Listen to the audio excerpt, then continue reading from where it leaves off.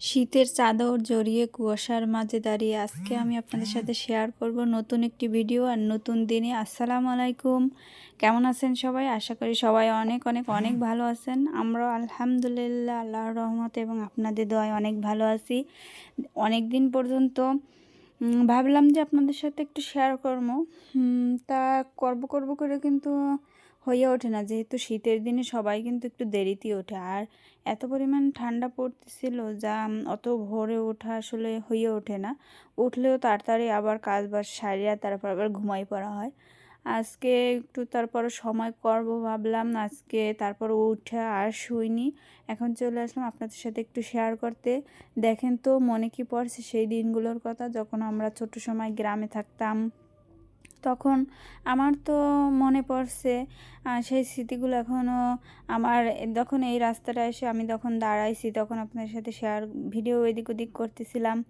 আমার মনে পড়ছিল আমি যখন অতটাও ছোট না, যাই হোক স্কুল মাদ্রাসায় পড়ি, তখন এই রাস্তা দিয়ে এই কুয়াশার ভিতর দিয়ে ভোর 6টার 7টার দিকে হাইটে হাইটে যাইতাম। কখন রাস্তায় কোনো মানুষ থাকতো না, একা একা যাইতে হইতো, ভয়ও লাগতো। তারপরেও সাহস নিয়ে যাইতে হইতো, যেহেতু লেখাপড়া করি, যাইতে হবে। সকালবেলা কোচিং প্রাইভেটের জন্য কিন্তু যাইতে হইতো। যাই হোক আলহামদুলিল্লাহ, সেই স্মৃতিগুলো আসলে হঠাৎ করে মনে পড়লো আজকে এই দিনগুলো। সে অনেক কুয়াশা ভরা, আজকে কিন্তু এত পরিমাণ কুয়াশা পড়তেছিল।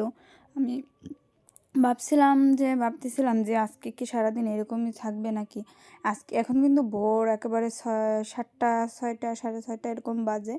আর উঠলাম, ভাবলাম আপনাদের সাথে একটু দেখাই যে কীরকম গ্রামের দৃশ্য, কিন্তু আসলে অনেক ভালোই লাগে। আর এখানে আমাদের আবার খেজুরের গাছ কাটছে, এগুলোর রস নামাইতেছিলে। আর আমরা যখন ছোট ছিলাম, আরও একটা জিনিস আপনাদের শেয়ার করি, যখন ছোট ছিলাম তখন এরকমের গাছগুলো দিয়ে যখন নিয়ে আসতো রসগুলো, আমরা সাথে সাথে যাইতাম কলস, তারপরে বালতি করে নিয়ে ভরে ভরে বাড়িতে রেখে আসতাম, আবার এক দৌড় দিয়ে যাইতাম, আবার নিয়ে আসতাম, এরকম করতাম। মানে সে যে ছোট্ট দিনের যে স্মৃতিগুলো আসলে কখনোই ফিরে আসবে না। আর যতই এখন ওরকম করি না কেন, ছোট বাচ্চারা যারা পরবর্তীতে আসবে, তো ওরা কিন্তু ওগুলো কখনোই পাবে না।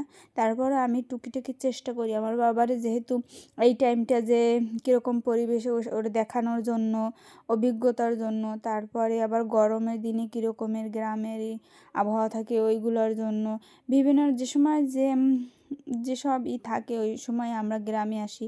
আমার জন্য না হলেও আমার বাচ্চার জন্য আমি চেষ্টা করি, কারণ ও ভবিষ্যতে যে দিনগুলো আসবে ওই দিনগুলো কিন্তু এগুলো আরও ফিরে নাও পাইতে পারে। এর জন্য আমি এখন চেষ্টা করি ওকে দেখানোর জন্য।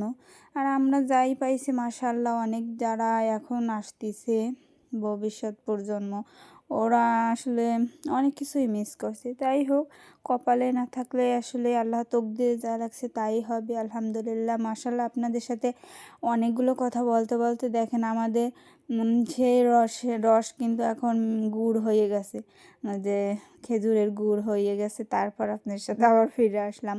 তো এরকম করে ছোট্ট ছোট্ট ভিডিও নিয়ে আপনাদের সাথে একটু শেয়ার করি। ভিডিওটা ভালো লাগলে অবশ্যই লাইক শেয়ার করবেন, সাবস্ক্রাইব করবেন, আর কমেন্ট করে অবশ্যই জানাবেন।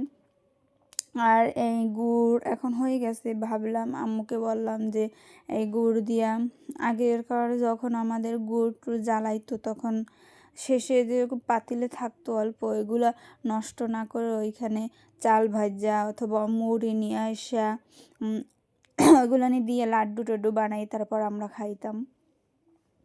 আর ওই সময় আগেরকার দিনে প্রায় ফ্যামিলি কিন্তু জয়েন্ট ফ্যামিলি ছিল, অনেক বেশি লাগতো। তারপরও অনেক কিন্তু হাসি খুশি মিলমিশ এরকমের থাকতো লোকজন। আমাদেরও ছিল এক সময়।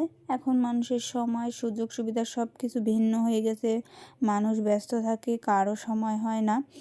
যাই হোক আলহামদুলিল্লাহ, সব কিছুর জন্য দেখেন আমার বোন আমার আম্মু কিন্তু বসছে চাল ভাজার জন্য। আমি বলছি যে আর কিছু দেওয়ার দরকার না, আমার মিষ্টি জিনিস অতটা ওরকম পছন্দ না, কিন্তু আমি চালের লাড্ডু, তারপর চাল ভাজা ভাজি করে লাড্ডু, তারপর আবার চাল ভাজা গুঁড়া করেও লাড্ডু।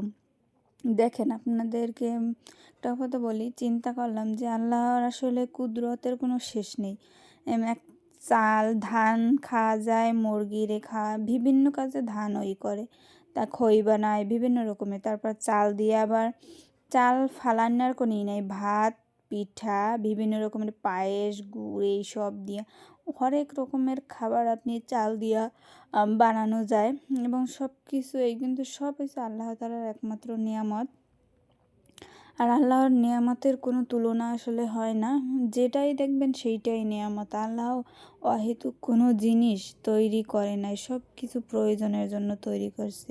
তো আজকের ভিডিও এ পর্যন্তই। ভালো লাগলে লাইক